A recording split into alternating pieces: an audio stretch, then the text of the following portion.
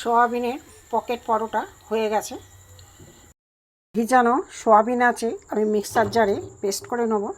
Soybean পেস্টের মধ্যে কিছুটা আমি গুঁড়ো দুধ দিয়ে দেবো, চিনি দেবো, দিয়ে মেখে নেবো। এটা মেখে নেবো, রুটির মতো করে বেলে নিয়েছি। এবার আমি এই পাশে মুড়ে নেব,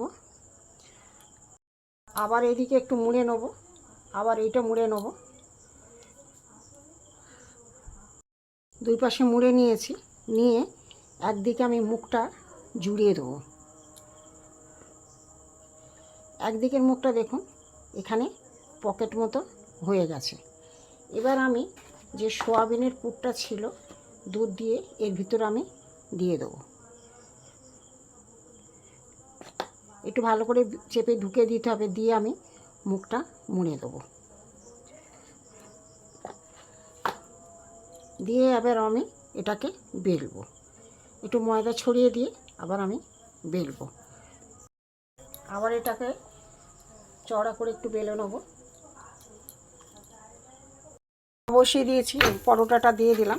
এবার এপিটো একটু লাল করে ভেজে নেবো, হালকা করে তেল দিয়ে এটা ভেজে নেবো।